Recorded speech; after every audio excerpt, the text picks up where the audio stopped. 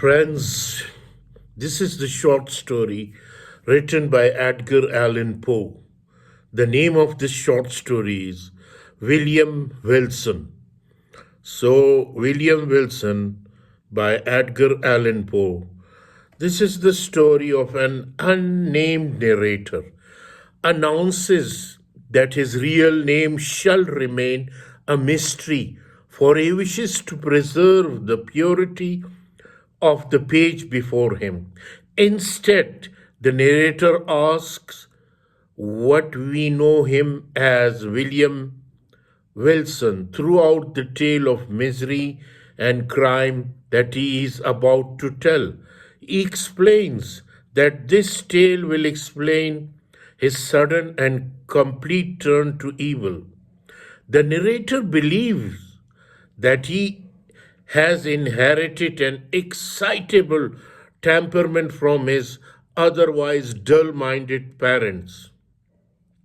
As a young student, he escaped from this environment, and his early memories concern a large Elizabethan house in England where he attended school.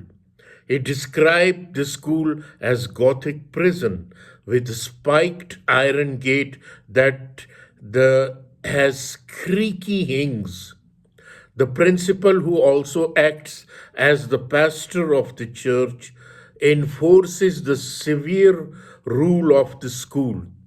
Despite the severity of his surrounding, the narrator emerges as a colorful student and feels a certain superiority to his classmates. With the exception of one student, according to the narrator, this student bears exactly the same name, Wilson. This second Wilson interferes with the narrator's mastery over his classmates, thereby becoming for the narrator an object of fear and competition. This rivalry becomes only more pronounced for the narrator when he learns that they joined the school on the same day, and that because of the two Wilsons' identical builds and styles of dress, many older students believe they are brothers. The narrator rival even imitates his mode of speaking, except he can never raise his voice above a whisper. Nevertheless, the narrator rejects any connection between him and his rival. Despite this antagonism, though the narrator remains on speaking terms with his competitor and admits at first to being unable to hate him. The relationship soon deteriorates, however, and a violent altercation ensues between the two Wilsons. The scuffle evokes in the narrator memories of his infancy, which makes him grow only more obsessed with Wilson. On a night long after the scuffle, the narrator sneaks into rival's bedroom to play a practical joke, shining the light from his lamp on his rival's face.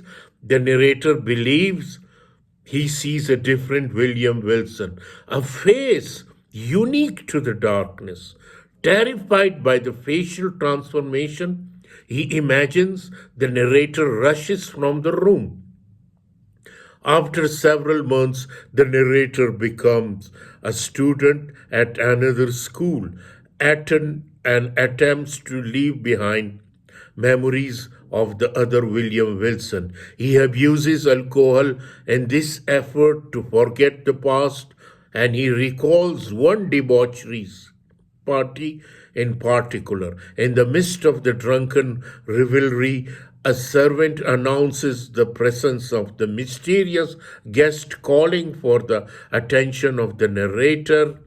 Excited and intoxicated, the narrator rushes to the vestibule only to discover a youth of his same size and dress.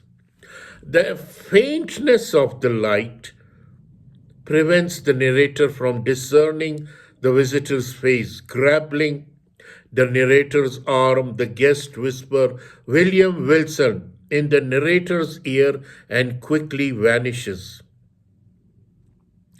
Changing school again, the narrator moves to Oxford, where he picks up the whiz of gambling. Skilled at this whiz, the narrator chooses weak-minded classmate on whom to prey for the extravagant monthly gain. After 2 years at Oxford, the narrator meets a young nobleman named Glendinning. Glendinning and makes him his next gambling target. Allowing him to win at first, the narrator lures him with the prospect of more success to a large party he has arranged. At this party, Glendinning plays exactly as the narrator expects and quickly amasses large debt. At the moment he quadruples his debt, Glendinning becomes ghastly pale and the narrator realizes his triumph. Suddenly, however, a stranger intrudes on the party with a rush that extinguishes all the candles in the room. He reveals the narrator to be a scum artist and promptly retreats. The announcement ruins the narrator, forcing his departure not only from Oxford but also from Britain. Settling at last in Rome, the narrator attends a masquerade ball in the place of Duke de Bordeaux. The narrator secretly desires the wife of the Duke. He has informed him of the costume she will be wearing. As he searches for her, the narrator feels a light hand on his arm and hears a whisper in his ear, "William Wilson." The whisperer wears the same costume as the narrator, a Spanish cloak with a black silk mask drawn into a side room. The narrator becomes enraged, drawing his sword and stabbing his rival. To the narrator's horror, the layout of the room mysteriously changes, and a mirror replaced the body of his antagonist.